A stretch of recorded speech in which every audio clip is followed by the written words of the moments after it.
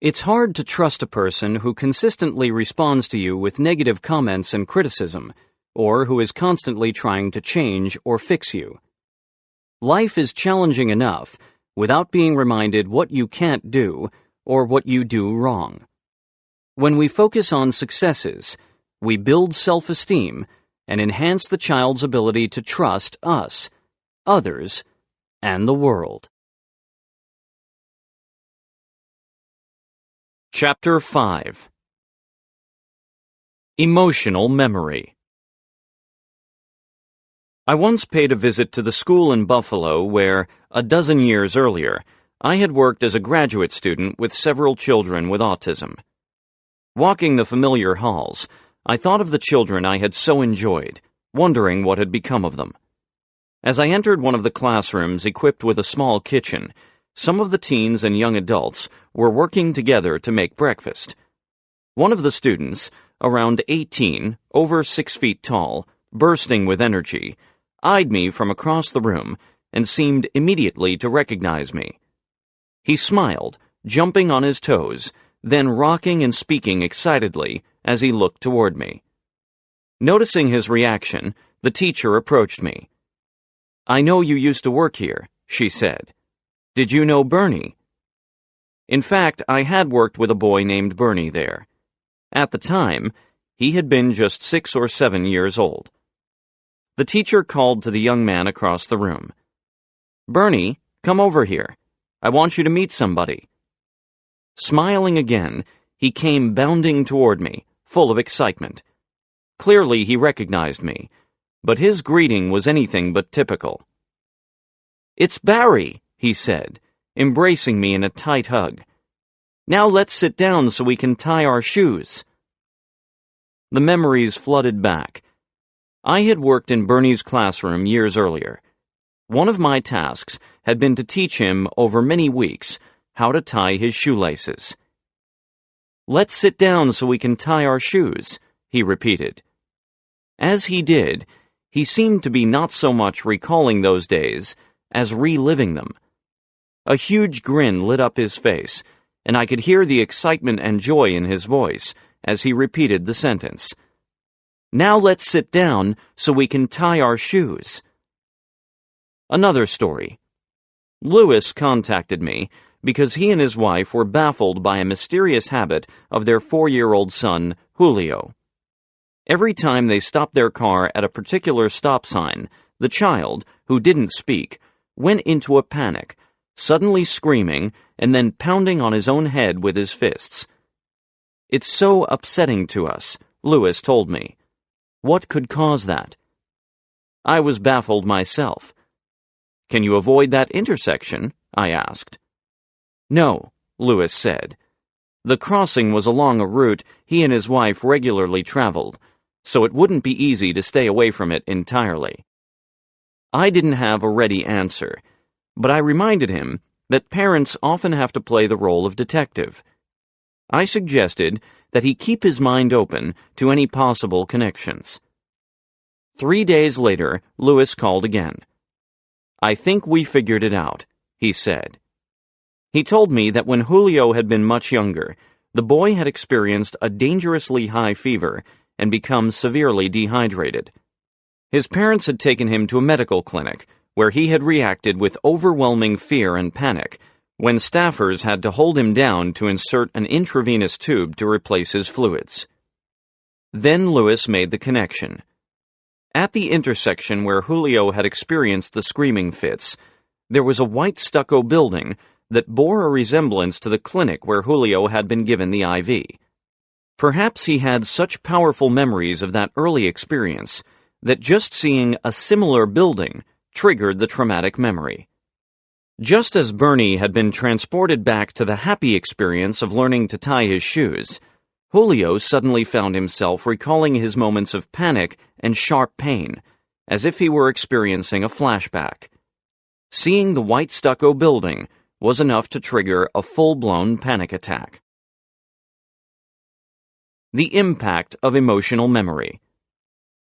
These two stories, one of happy recollections, one of traumatic ones, demonstrate the powerful impact of emotional memory on people with autism. When we think about memory, we often think of facts, objective, neutral information about experiences we have had, people we have met or know about, or places. Beyond the facts, though, we have memories of our feelings about things. In our minds, we subconsciously tag memories with certain emotions: happy, sad, painful, frustrating, joyous, stressful. We all experience this to varying degrees. When I hear the song Moon River, I become overwhelmed with melancholy. It was the favorite tune of my mother, who passed away when I was just 12 years old. I can hear her singing it to this day, more than 50 years later. A more common experience is attending a high school reunion and seeing a classmate whose name you can't recall, but you do recall strongly whether you liked or disliked him. Facts may be elusive, but the feelings associated with them remain powerfully embedded. We all function this way. If we have positive memories of people or places or activities, we're drawn to them. If we have negative, stress-filled memories, we avoid them. And just the thought of them can provoke uncomfortable feelings. All of this is magnified in people with autism, for whom remembering is often a strength. Only a small proportion of people with autism possess the sorts of savant skills familiar from movies like Rain Man, but many parents and teachers marvel at their children's and students' remarkable feats of memory. Often these children have great memories for birthdays or geography or events in their own lives. What is less frequently discussed, but important to understand in helping people with autism, is the significant impact of emotional memories, both good and bad. It's a perfect storm. A child has a powerful ability to remember the past, and because of neurological challenges, she also has accumulated more stressful experiences than typical peers because of the confusion, social misunderstandings, and sensory issues that come with autism. That's why a seemingly small association, seeing a white building or the face of an old teacher, can trigger what seems to be a disproportionately dramatic reaction. How memories explain behavior. When we find a person's behavior baffling or inexplicable, it's often because the person standing right in front of us is caught up in a memory so intense and vivid that it's as if the events are happening all over again. When Bernie delighted in our shared experience of tying shoes, he wasn't reminiscing about the distant past. The memories were so intense and overwhelming that it seemed as if he were there, in that place and time. When a child has a sudden meltdown or goes into an extreme panic with no warning or apparent cause, one reason might be unrecognized negative emotional memories, like Julio's. Surely this little boy didn't want to be thrust back to those painful memories in the health clinic, but there he was, screaming with pain, beside himself, full of dread because of the sight of a white stucco house. There was likely no warning, no gradual increase in anxiety or fear, so that a parent or teacher might step in and offer support before things boiled over. Emotional memory doesn't work that way. Julio couldn't perceive that his hospitalization was years earlier, under different circumstances, and that this was a different place and time. The visual image triggered the memory, and there was no easy way for him to turn it off. The trigger can be something as simple as a name. Miguel was an 11-year-old with autism who had only limited ability to communicate by speaking. But when his mother, Leslie, told him she was hiring a new aide named Jennifer to help him at school and at home, his reaction was quick and vocal. "No, Jennifer," he told her. "No, Jennifer." He hadn't even met the woman, so his mother couldn't figure out why he was reacting so strongly. Some time later, Leslie realized what had triggered the outburst. When Miguel was a toddler, he'd had a babysitter named Jennifer. Leslie had been unhappy with her and eventually fired her, and Miguel later revealed that the sitter had been physically abusive. With great effort, he blurted out, "Jennifer hit Miguel." Although the new Jennifer was a completely different person, that didn't matter. Miguel heard the name. It triggered an emotional memory, and he couldn't escape it. In my work, I routinely experience how a single word can prove traumatizing to a child with autism. When some children hear me referred to as Dr. Barry, they become quite anxious, not because of anything I've done, but rather because of the word doctor. I once paid a home visit to Billy, an 8-year-old with autism.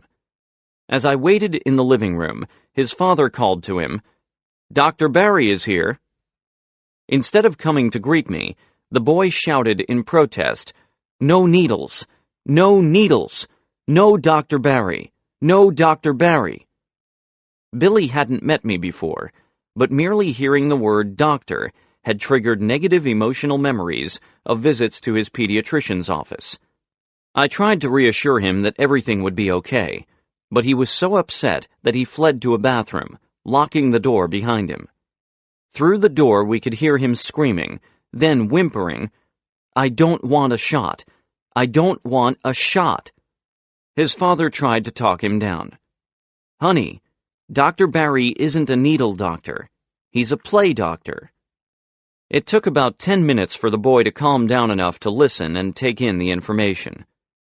We could hear him repeat it to himself aloud. "Dr. Barry isn't a needle doctor.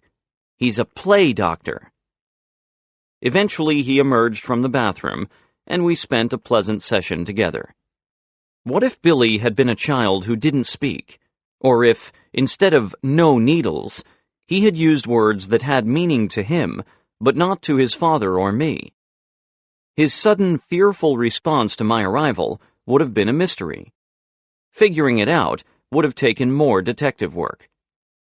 The truth is that emotional memories don't require words at all. Naomi, a speech-language pathologist, could not get 8-year-old Max to come into her office at his school. She knew exactly why. For one of his early therapy sessions, she had gone to pick up Max from his classroom. It was a chilly winter day, and because the boy had certain sensory challenges, he had been in stocking feet. Together, they made their way down the carpeted hallway, she walked, he shuffled, to the office, where she asked Max to open the door.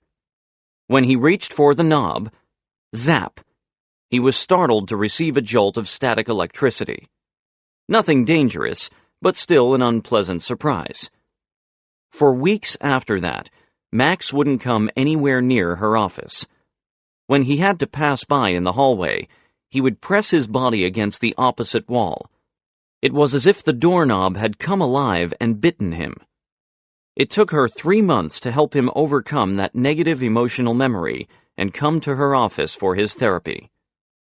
Why couldn't she reason with him? For children with autism, emotional memory responses are visceral and primal. Often the children lack the ability to reason through a situation, to remind themselves that just because something happened once doesn't mean it will happen again. Another child would probably be able to place the experience in context. "Oh, I got a shock. That's happened before, but it won't happen again, and even if it does, it's not that bad." He might even want to provoke the electric shock as part of exploring his world. But for a child with autism, a memory lodges itself in the mind and often can't be shaken. That happened to Stephen, who was making steady progress getting used to a new school one autumn, until one unfortunate event. A fire drill happened at the very moment he was standing under the alarm bell. Stephen had sensory challenges and was particularly sensitive to loud noises, so it took a number of weeks before he could enter the school building again without experiencing significant stress. Anything can be a trigger. As most parents of children with autism know, it's difficult to predict what might be a trigger. Often we say something with the best of intentions and unwittingly provoke an instinctive, powerful response. As part of a school visit to observe Scott, then 7, I watched him run laps in the gymnasium. At one point, as he ran past me, I instinctively smiled and said, "Good job, Scott." He paused in his tracks and glared at me, looking displeased. "No good job," he said sternly. "Don't say good job." Was he just being defiant, or asserting control in a distinctive way? The next time he came around, I restrained myself and remained silent. But on the next lap, I gave him a silent thumbs-up sign. Scott stopped in his tracks and glared at me again. "That means good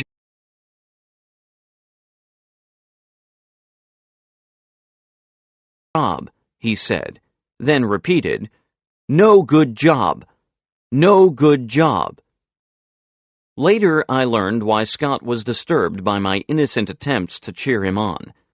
He had worked the previous year with a behavior therapist who relied on a traditional approach of sitting at a table for long periods and conducting teaching drills. She had rewarded successful efforts with praise and tangible rewards. Good job had been her mantra, but he had come to detest those teaching sessions, understandably feeling controlled and manipulated. When I had said good job in the gym, I meant it as a friendly gesture, but for Scott, it sent him back to those difficult sessions and his unhappiness and discomfort.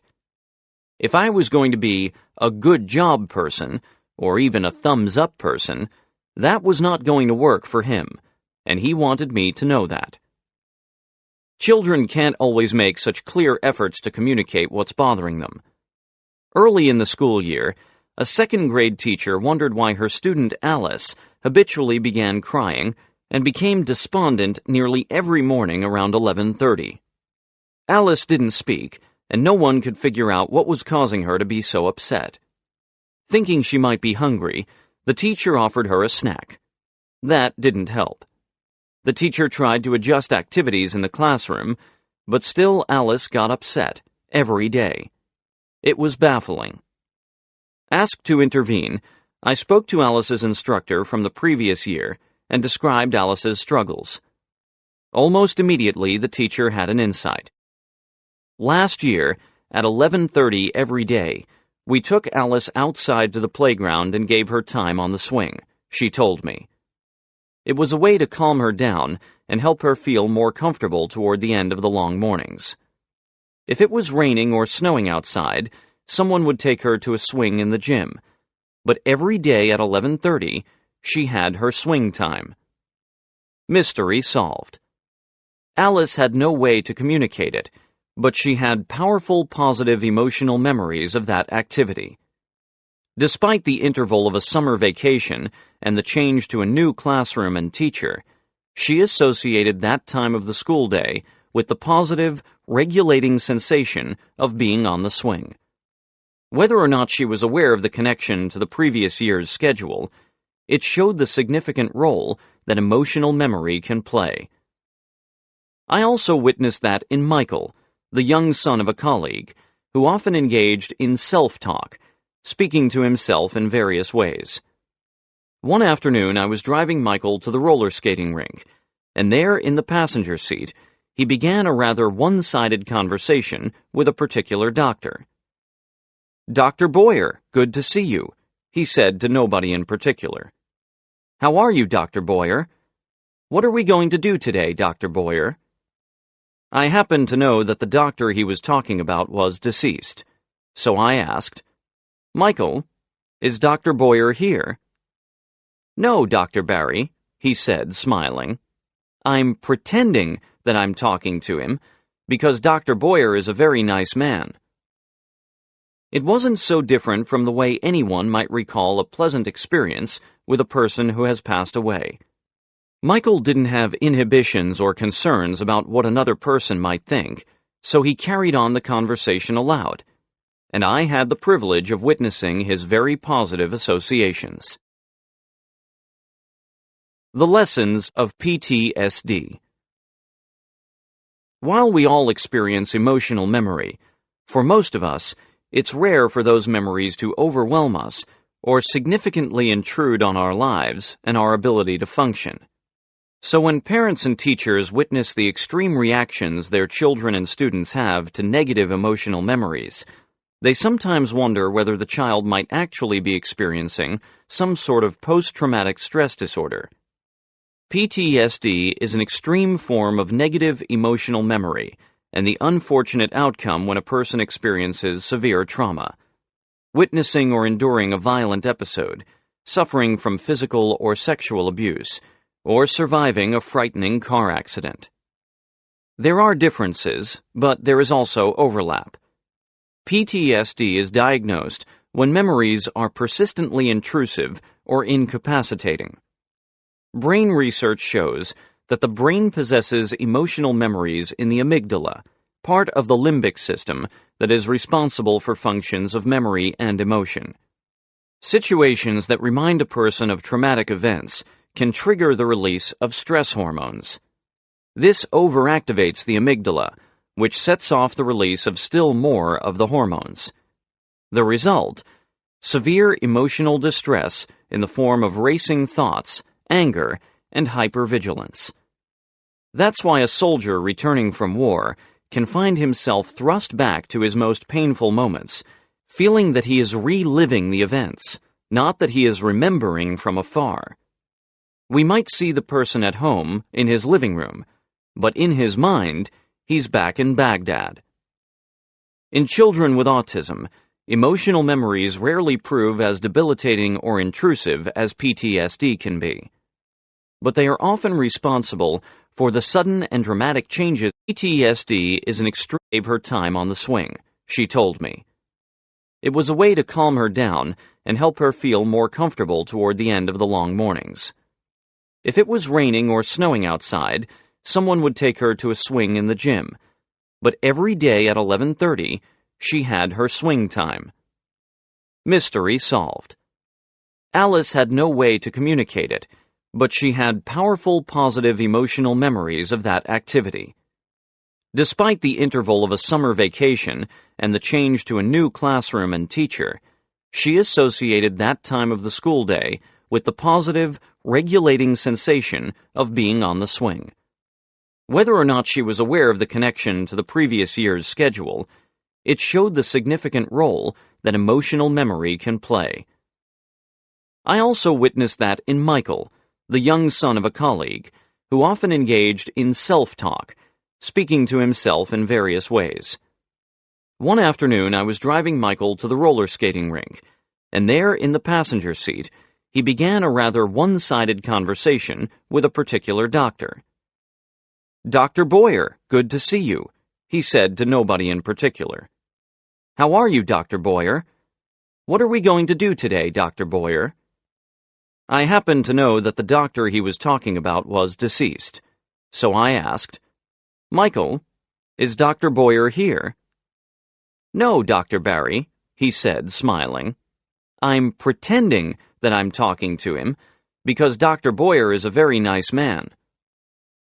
It wasn't so different from the way anyone might recall a pleasant experience with a person who has passed away. Michael didn't have inhibitions or concerns about what another person might think, so he carried on the conversation aloud, and I had the privilege of witnessing his very positive associations. The lessons of PTSD. While we all experience emotional